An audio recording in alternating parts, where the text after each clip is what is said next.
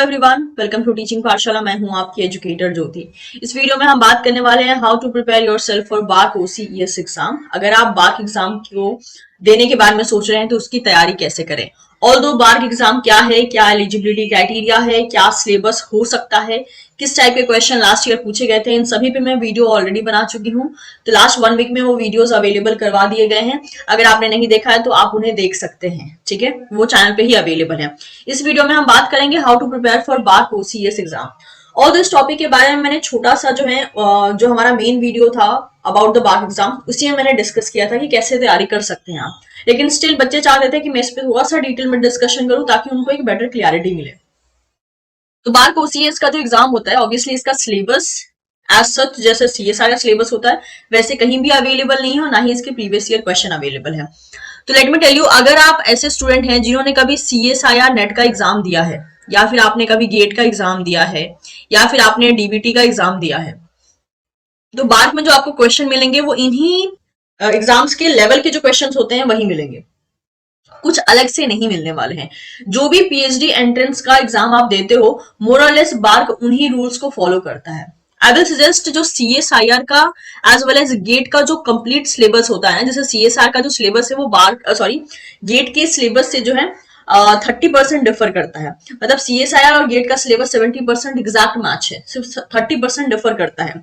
Bark जो है वो सीएसआईआर का पूरा जो भी पूरा सिलेबस है 100%, और गेट का जो 30% डिफर कर रहा था वो भी मिला लिया जाए तो तब जाके कंप्लीट बार्क का आपके पास सिलेबस चला आता है। क्योंकि बार्क में न्यूमेरिकल पोर्शन भी पूछे जाते हैं, न्यूमेरिकल पोर्शन पे भी अच्छा खासा फोकस किया जाता है, जो कि सीएसआर में फोकस नहीं किया जाता है।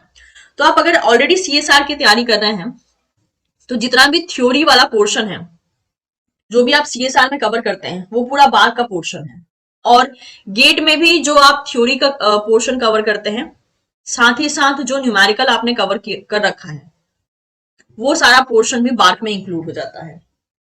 मेक श्योर बार्क में न्यूमेरिकल्स आते हैं, तो वो न्यूमेरिकल्स आपको प्रैक्टिस करने पड़ेंगे जो भी BARC BT as well as GATE BT and GATE XL में जिस लेवल के न्यूमेरिकल्स आते हैं उस लेवल के न्यूमेरिकल हम बार्क के एग्जाम में एक्सपेक्ट कर सकते हैं।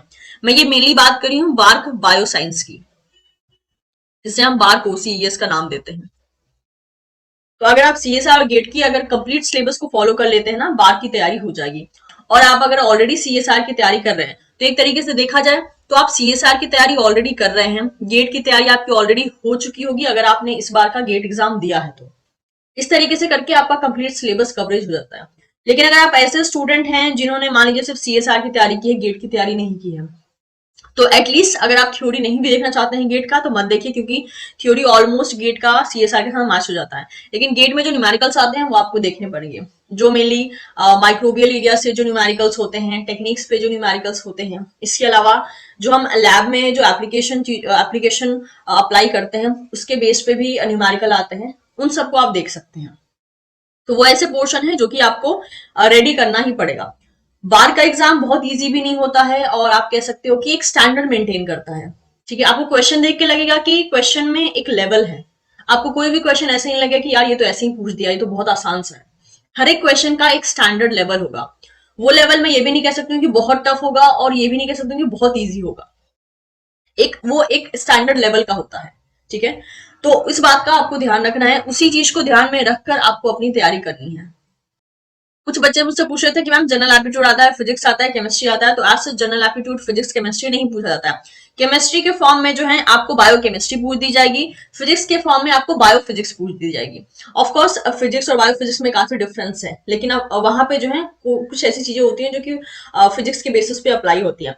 बट बायोफिजिक्स हो या बायोकेमिस्ट्री हो, ये हमारे सीएसआर के सिलेबस में मतलब ऑलरेडी इंक्लूडेड है, तो आप वहां पे ऑलरेडी प्रिपेयर कर लेते हो। टेक्निक्स से क्वेश्चंस आते हैं, तो टेक्निक्स को एक अच्छे तरीके से जो है आप पॉलिश कर लीजिएगा ताकि आपको हेल्प मिल सके। तो ये कुछ रफ आइडिया है कि बार्क एग्जाम की तैयारी कैसे करें। क्योंकि अगर आप ऑलरेडी प्रिपेयर करो तो अलग से कुछ और आपको करने की जरूरत नहीं है, एक्सेप्ट द फैक्ट कि आपको न्यूमेरिकल पे थोड़ा फोकस करना पड़ेगा। लेकिन अगर आप ऐसे स्टूडेंट हो जो कि सीएसआर और गेट दोनों में से कुछ भी प्रिपेयर नहीं कर रहे हो, तब बार्क एग्जाम आपके लिए एक टफ चैलेंज हो सकता है। क्योंकि ये एग्जाम इस तरीके का है कि हमें अलग से अपना वक्त इसके लिए नहीं निकालना पड़ता है। ये एग्जाम बाकी दूसरे जो एग्जाम में उसी के सिलेबस को फॉलो अप कर रहा है, and that is a plus point of this exam. क्योंकि इस एग्जाम के बाद जो आपको पोजीशन मिलती है वो एक बहुत रेपुटेटिव पोजीशन है, तो आप समझ सकते हैं कि ये एग्जाम बहुत ज्यादा हल्के में भी नहीं जाने वाला है और इतना भी टफ नहीं जाएगा कि हाँ कोई बच्चा क्वालिफाई ना कर पाए। कुछ बच्चे मुझसे कट ऑफ के बारे में पूछ रहे थे, तो देखिएगा इस कट ऑफ वो लोग मेंशन नहीं करते हैं, इसीलिए कट ऑफ पता नहीं चल पाता है। और जब मैंने ये एग्जाम दिया था तब वो ये भी मेंशन नहीं करते थे कि आपके कितने मार्क्स आए हैं। वो सिर्फ उन्हीं बच्चों को बताते हैं उनका मतलब क्वालिफिकेशन कि उन्होंने क्वालिफाई किया है या नहीं किया है।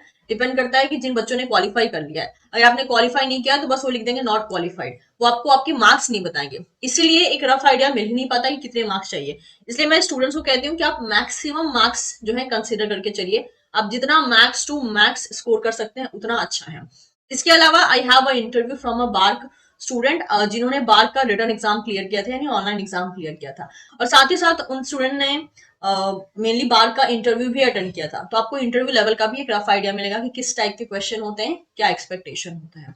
उम्मीद करती हूँ ये इन्फॉर्मेशन आपके लिए यूजफुल रहा होगा। Do share this video with your friends जो कि बार्क ओसीएस का एग्जाम इस बार दे रहे हैं, and don't forget to subscribe teaching Pathshala. Thank you so much everyone.